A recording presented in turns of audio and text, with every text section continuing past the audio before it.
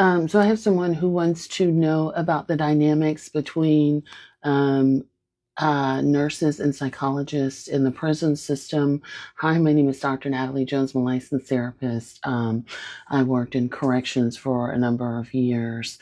And This commenter says, I'm curious about how the nurses were getting overly involved with your work. If you don't mind sharing, trying to get you, were they trying to get you to break patient provider confidentiality? And so I want to, be clear. The way every institution I think is set up is a little bit different. But in our institution, we have a multidisciplinary treatment team. So you have nurses that work in medical, but you also have nurses that work doing like they run like groups, group therapy or whatever like that. And so usually my issue was usually with nurses that ran like group therapy, and just as an aside, anytime you usually have, in my experience, when you have people that work alongside of each other, doing a very similar job function, there is competition. So in my job in the prison was working as a psychologist. And so you have psychologists there, you have social workers there, you have nurses, and all of us might be leading groups and things like that. Well, there's a lot of social workers who believe that, hey, I should be getting paid the same as a psychologist. We do the same thing. And nurses too. Nurses feel like, they become competitive. My degree is a nursing degree. I should trump, I can trump a psychologist. I can do what they're doing. I can do it better, that kind of stuff. So there's a lot of, just to give you an idea of the dynamics that take place, there's a lot of people that want to get into, what they call in the good old days a pissing contest, because they start to develop an ego and feel like their degree is better.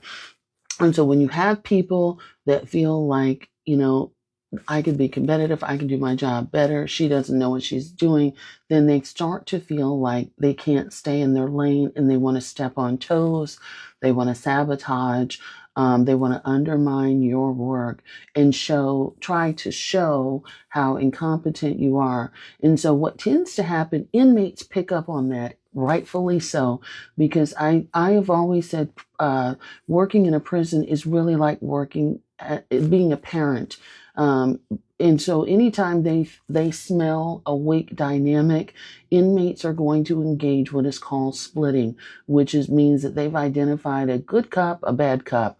And so they're going to try to run to the good person that's going to give them everything that they want whenever they're upset with somebody. And one of the things, at least in my institution, that inmates would get upset over, that they would have to try to go through me, to try and get, would be a cell, a single cell, meaning that they have a cell all to themselves. They don't have to share it with anybody else. And that is a privilege that not many come by. And usually, you only get it if you're about that life. And when I say about that life, that means if you kill somebody else while you're in custody. And most people are not about that life. And I'm not saying that that's something to want to achieve, but I'm saying that, like, you're not just going to get it. You're not going to get a single cell just for the simple fact that I want one and I don't want to share. And I'm telling you that I don't. And so you would have these people, these inmates that would run, and, they would get upset with Dr. Jones. And I don't care. I don't mind if people are upset with me. That's fine.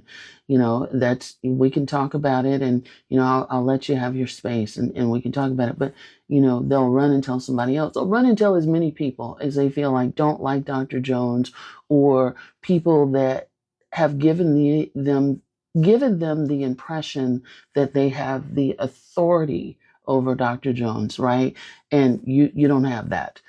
So there's a lot of people that are egotistical and feel like I can take Dr. Jones' job, I can do her job better, and so they're telling this to inmates, and inmates are, let's see if you're about that life, if you can get me what I want, if you can get me my mattress, my single cell, my special food, all these things that Dr. Jones is telling me no to. I want you to stomp on her and show her who's in charge for me, because I'm special and I feel like I deserve it.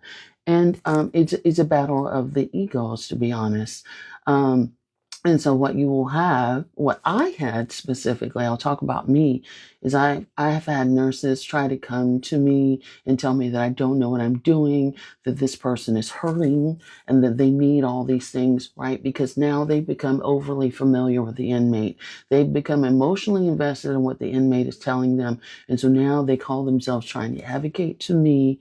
And then when they see that I don't care what they're talking about and you need to get the hell up out of my office, um, then they'll go to my supervisor, and they'll continue screaming. And what is she going to do? My supervisor isn't going to override that decision, or they'll try to, if they're really, try, but all they're doing really is embarrassing themselves.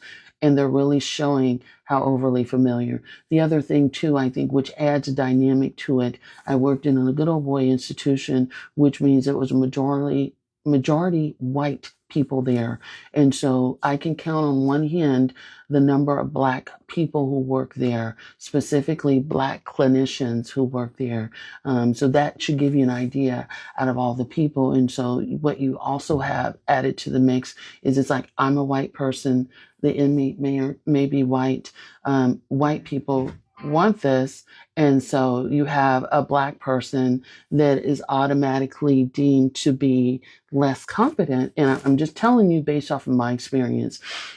And so I think that I'm going to override what she is doing because I know better and I'm used to getting what I want based off of my skin color. And that's just good old fashioned plain dynamics. And it doesn't work out. And what usually ends up happening is there is animosity that continues to build. But people have to realize you're just embarrassing yourself, because you're basically telling the whole institution that you have inappropriate relationships with inmates. So Dr. Jones is not going to get in trouble. You're only embarrassing yourselves. But that's a way that nurses basically telling themselves that I've been talking to an inmate, way longer than I should have. And I'm now emotionally involved, so much so that I'm willing to, make a stand and, all that kind of stuff. That's kind of how they look at it. So I hope that helps to explain those dynamics. And when people's egos get the best of them and they don't know how to stay in their lane at their job, especially a job like that, people just get, down and dirty. And they'll do it for so long because, as somebody else mentioned on a post like that, the consequences aren't consistent for them. So you have people that will allow them to spin out and run amok. But if you come to me and you run amok and you step on my toes with my job, we're going to have words. And there's quite a few people that have had words with me. There's quite a few people that thought that I'm going to put Dr. Jones in her place because, she doesn't, but you're not going to override me with that kind of stuff. You're just not. And it's not your job. And so you have no authority over me and my job. And I'm not doing anything that is inappropriate. Trust and know that if I was, I would have been gone. They would have gotten rid of me a long time ago. But I dot my I's and cross my T's. I can present well. They would have a panel of attorneys that would come up there, and I would always present well. I could present well in front of prison headquarters. And so, my work was always being audited and looked over. So this isn't just me doing what I want to do. My work was getting double, triple, quadruple checked over. And so there's a lot of red tape in prison. So, but, they're just not thinking. They want what they want. Usually a woman that's advocating for a man also. That's also the third dynamic that has taken place.